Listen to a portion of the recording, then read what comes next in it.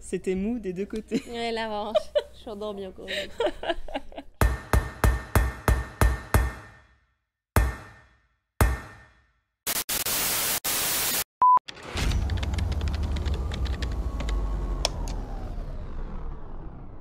Bonjour Internet et bienvenue dans ce nouvel épisode d'Internet dans un fauteuil. Aujourd'hui, j'ai l'immense joie, que dis-je, l'immense honneur d'accueillir cette femme d'exception qui est Camille Etienne. Bonjour.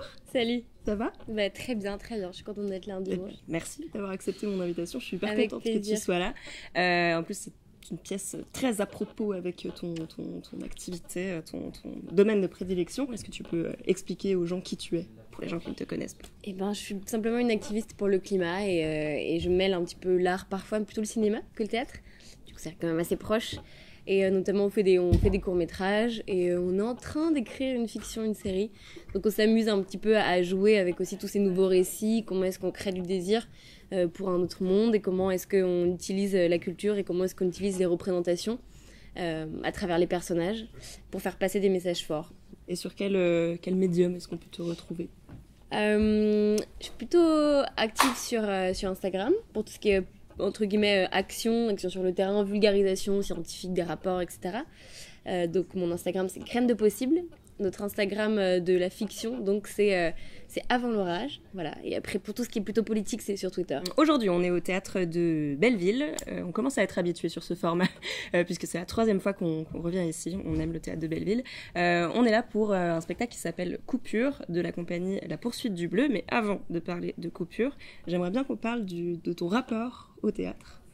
Est-ce que tu peux m'expliquer, déjà, si le théâtre fait partie de ta vie au quotidien ou si c'est quelque chose de très, très occasionnel ? Je dirais que c'est pas au quotidien, mais ce qui est sûr, c'est que j'ai grandi très loin de la culture, dans des arts culturels, et je pense qu'il y a vraiment un travail à faire aussi pour amener du théâtre, du cinéma dans des lieux assez hermétiques à ça. Donc j'ai grandi en montagne, il y avait plein de sports, c'était génial, plein de nature, d'où aussi mon engagement qui est né de ça. Mais du coup, assez coupé de la culture. Par contre, j'ai eu un prof, mais très très tôt, en primaire, qui était fan de théâtre et qui du coup nous faisait faire, quand on était gosse, nous faisait faire vraiment plein de scènes. Et on avait d'ailleurs fait une pièce, je me rappelle, écrit, mis en scène, tout fait, sur l'écologie. Donc moi, je faisais partie de la famille des écolos, c'était très drôle. Et du coup, depuis, en fait, ça a été toujours un peu quelque chose de salvateur pour moi, plutôt dans la pratique, dans le sens où, quand je suis arrivée après à Paris pour mes études, donc j'ai vraiment fait un grand écart. Et en arrivant là-bas, en fait, j'étais pas forcément adaptée aux codes sociaux du milieu dans lequel j'étais. Et j'ai vraiment un syndrome de l'imposteur très fort, donc j'étais un peu plutôt enfermée dans mes cahiers. Et c'est une prof de théâtre qui m'a...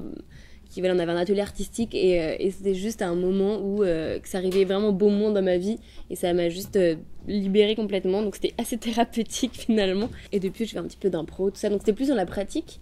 Mais de manière totalement amateur. Et je pense qu'en réalité, s'il n'y avait pas eu l'urgence écologique, si on avait pu faire autre chose, j'aurais adoré plutôt du côté du cinéma, mais jouer. Donc c'est quelque chose que j'aime beaucoup, beaucoup, et j'aime voir, mais sans aucune prétention et sans grande connaissance non plus de ce milieu-là. Ok.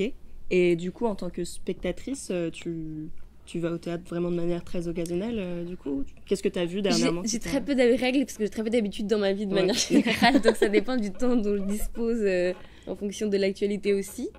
Mais dès que c'est pas le cas, j'ai la chance d'être invitée par des gens pour aller voir des pièces qui sont quand même vraiment très sur l'écologie ou sur les luttes sociales, donc je suis quand même assez niche, quoi. On est sur du théâtre engagé. Et puis là, je sais pas, en fait, en ce moment, ça me fait vraiment du bien aussi de sortir d'une actualité qui court et qui nous prend beaucoup de place. Et en fait, c'est des moments qui me redonnent beaucoup d'énergie aussi. Donc, dès que je sens que j'en ai un peu besoin, voilà. C'est un peu une manière de m'échapper tout en restant à Paris. Et dans ta pratique, du coup, il me semble qu'avec ton binôme de création, Solal Moisan, vous montez sur scène aussi de temps en temps sur des formats oui. aussi, Alors, c'est encore une fois, c'est très modeste, mais en fait, on interprète des textes que j'écris. Moi, je suis plutôt à la base, c'est plus mon truc de l'écriture. Et Solal fait tout pour que vraiment la musique soit parfaitement calée. On fait du montage aussi. Et moi, j'interprète les textes. J'ai un autre spectacle aussi où j'interprète des textes de George Sand avec un pianiste. et qu'on va d'ailleurs bientôt faire à Cannes, ça, c'est très cool. Oh. Et voilà, et donc en fait c'est juste vraiment, c'est parce que ça me fait du bien et que l'art c'est un peu juste ce qui me permet d'avoir, enfin l'art comme ça m'a toujours fait peur, ce grand mot avec un grand A comme ça, comme un truc un peu qu'on pouvait pas toucher, mais ça me permet vraiment de me réajuster, quoi. C'est un peu un truc où quand on est sur scène et quand on fait ça, en fait, comment est-ce qu'on a pensé à ça très concrètement? C'est qu'au tout début, moi je fais plus des conférences, des choses avec des chiffres assez politiques, assez engagées, et je voyais bien qu'en 1h30, par exemple en parlant à des personnes, des gros postes de responsabilité ou des étudiants, eh ben, on arrivait à les toucher, mais que quand on mettait un peu d'art dedans, mais on avait une écoute qui était radicalement différente. Et du coup, que c'était une posture qui était aussi très intéressante pour convaincre, pas simplement pour le loisir de pratiquer quelque chose qui sort un peu du commun, quoi. C'était vraiment aussi une posture. Et donc, du coup, c'est pour ça qu'on a créé un peu ce spectacle hybride, mais qui est assez court, hein. On le fait souvent en première partie, qui mêle musique, forme théâtrale, interprétation en tout cas théâtrale, et montage et image, quoi. Ok, passons au sujet principal de cette vidéo, qui est donc Coupure, qui est une pièce, une écriture contemporaine, pour te faire un pitch très rapide sur un maire écologiste d'un petit village qui se retrouve à implanter des antennes 5G dans son village. Et on ne sait pas pourquoi. Et donc la pièce va nous raconter le pourquoi du comment. Ça parle de démocratie, de représentativité, d'intérêt public et privé. Je me disais que c'était le genre de sujet qui pouvait t'interpeller. Qu'est-ce que ça te C'est vrai, si l'objectif était de me faire penser à autre chose, c'est un peu raté. mais non, j'ai hâte de découvrir vraiment, parce que c'est des sujets qui sont difficiles. Enfin, pour parler pas mal avec des scénaristes du côté du ciné, ils nous disent que souvent je leur dis mais il faut vraiment investir ce champ-là, etc. Ils me disent mais c'est dur d'avoir de la dramaturgie sur quelque chose qui est déjà soit très angoissant dans le quotidien des gens, qui est pas séduisant, qu'on présente comme ça, ou alors si on essaie de faire une utopie, parce qu'il y a en ce moment ce truc de, et Cyril Dion en parle très bien, mais de nouveaux récits, hein, qui a se projeter, etc. Et beaucoup de gens trouvent ça, enfin en tout cas moi les retours que j'ai, c'est de dire mais comment est-ce qu'on fait, parce qu'on a construit une dramaturgie sur des choses qui normalement sont tristes, enfin, qui vont nous toucher, et du coup comment est-ce qu'on fait pour se projeter dans ce fameux nouveau monde. Et donc je pense que une des solutions en tout cas qui me paraît intéressante à creuser, c'est ça, c'est-à-dire de voir et de prendre un peu ça comme un laboratoire, voilà, une scène, et de se dire qu'est-ce que ça pourrait donner la délibération, quels sont les enjeux derrière, d'avoir un petit peu voilà, ces planches comme un laboratoire de la société. Donc j'ai hâte de voir. Eh ben, j'ai hâte d'avoir ton retour. Je vous lance la bande-annonce du spectacle et puis on se retrouve tout de suite après pour le débrief. À tout de suite.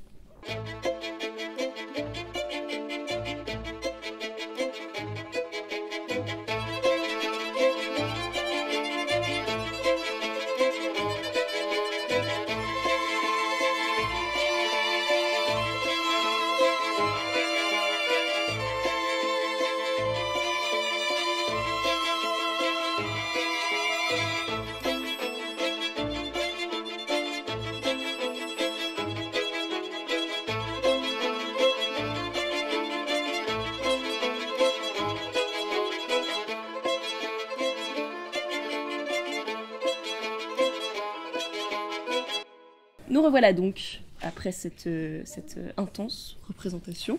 On a le teint un tout petit peu plus huileux qu'avant. Quels sont tes premiers retours là, tes premières sensations? Ça me fait beaucoup de bien de passer des moments comme ça, et puis c'était vraiment nécessaire juste dans la complexité que ça ramène dans le débat. Vraiment, s'il y a un mot pour moi, c'est ça que je garde là tout de suite, c'est la complexité. Et c'est mais avec une grande justesse. On a un problème, disons un plot qui paraît simple. Donc effectivement, cette histoire un maire écologiste qui a fait autoriser l'implantation de ces antennes 5G. Et en fait, c'est pas si simple que ça, et on se rend compte que c'est pas vraiment tout à fait le sujet. Est-ce que tu pourrais résumer en fait le sujet? Non, mais très bonne surprise, parce que c'est vrai que tu m'avais dit que c'était sur les antennes, et en fait en arrivant et en regardant les premières minutes de la pièce, on se rend compte très vite que ça va être sur l'agriculture, pas que, et la démocratie, et surtout à mon sens la nuance même dans des décisions qui peuvent paraître très, très justes et très belles, et comment en fait quand on prend des décisions très déconnectées de ce qui se passe, du terrain, et bah parfois on en oublie un peu l'essence même de pourquoi on le fait.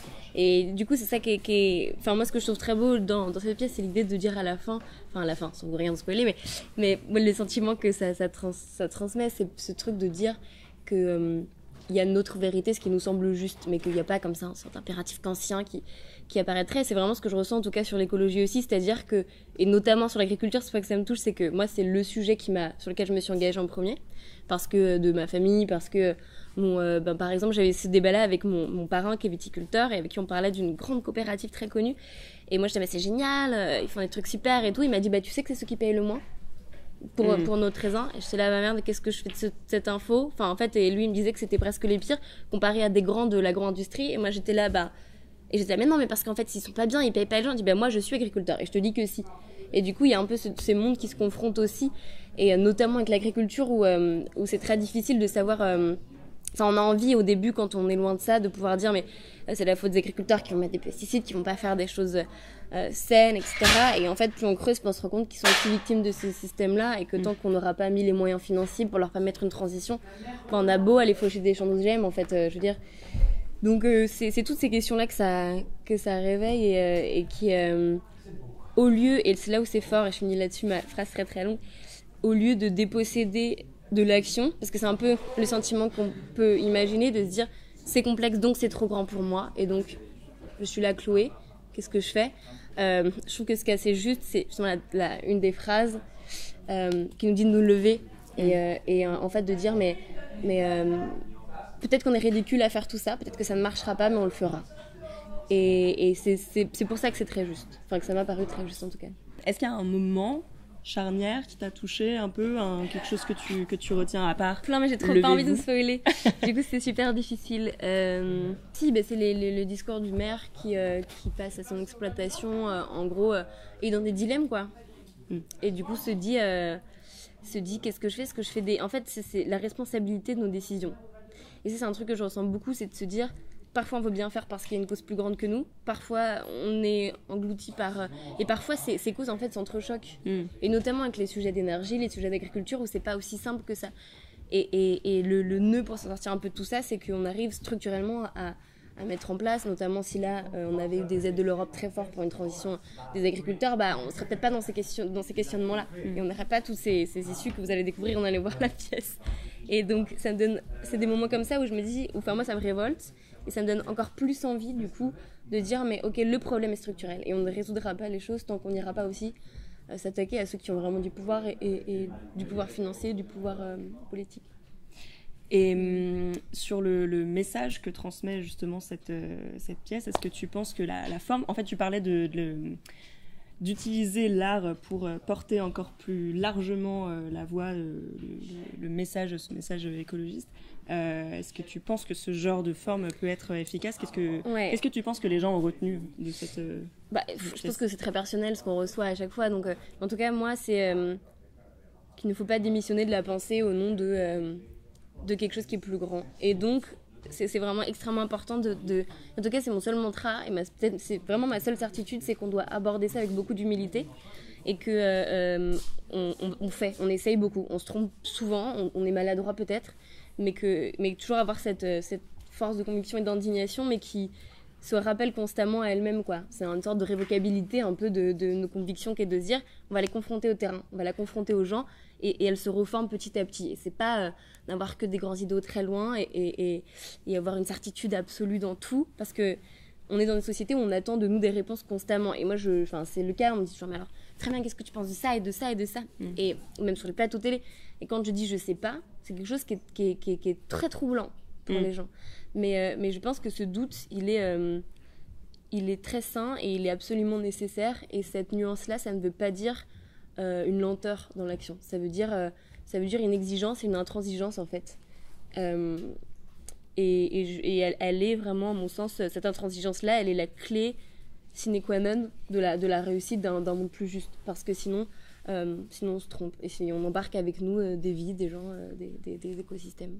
Là, on a beaucoup parlé du fond, du coup, vraiment du message. Est-ce que tu peux nous expliquer un peu ce qui se passe dans la forme, dans ce qu'on voit au plateau? Dans ce qu'on voit en plateau, on voit plein de personnages qui ont une capacité très très forte à changer. Et puis je suis allée voir une pièce de François Breuer, qui est un seul en scène, mais il m'avait impressionné par sa capacité à changer extrêmement vite de personnage, en une fraction de seconde. Et là, on retrouve un peu ça avec des personnes, enfin notamment une scène avec une fille qui joue la femme et la sœur et qui est une agricultrice aussi. Qui est dans une colère, enfin dans un moment très très très beau, qui est peut-être celui qui m'a le plus touchée, où elle parle d'un de ses rêves. Et en fait, une fraction de seconde plus tard, elle est en train de jouer une secrétaire un peu déjantée. On se dit, mais waouh, enfin une adjointe d'ailleurs, pardon, je verrai pour passer par le détail. Et c'est là où je me suis dit, mais alors, quelle capacité à se remettre dedans et à composer avec rien, parce qu'il n'y a pas énormément il n'y a pas beaucoup, il n'y a pas plein de costumes, enfin, je veux dire, c'est vraiment centré aussi sur les acteurs. Du coup, mais ça, je trouve ça fascinant. Enfin, je sais que c'est pas un principe du théâtre, mais je trouve quand même ça fascinant. Ça répond pas exactement à ta question, mais je voulais le dire. Performance d'acteurs, de comédiens. Ouais, franchement. On salue la troupe et la direction d'acteurs, du coup. Effectivement, après, au plateau, c'est ce que tu as dit, on a quelque chose de très simple. On a deux panneaux énormes avec des projections d'espèces de mood, de couleurs qui illustrent un peu la situation. Et c'est effectivement une mise en scène extrêmement fluide, rapide, cutée, avec que des accessoires pour identifier les personnages. Donc c'est des idées simples mais hyper efficaces. Et je pense que c'est aussi une grande force de ce spectacle. Je pense notamment aux personnes qui vont pas forcément beaucoup voir du théâtre. Là, pour le coup... un petit côté de mon... Un petit côté Edmond, oui, c'est vrai, un petit côté Alex Michel, qu'on peut... Je suis trop contente que ça t'ait plu. Bah ouais, merci beaucoup pour l'invitation. Avec chouette. Plaisir. Ça joue donc au théâtre de Belleville jusqu'au, ils l'ont dit tout à l'heure, 31 mai, je crois. 3-4 heures par semaine, je me suis renseignée. Exactement, je vous mets les petites informations en description. Encore merci d'avoir été là. Bah attends, ça va, c'est pas très dur comme job de t'inviter pour regarder des pièces et dire mon modeste avis à la fin quand tu veux. Tu me réinvites quand tu veux. Merci. Et puis, je vous dis à une prochaine, pour une prochaine vidéo. Ça fait 2 fois prochaine, mais c'est pas grave. Bonne soirée.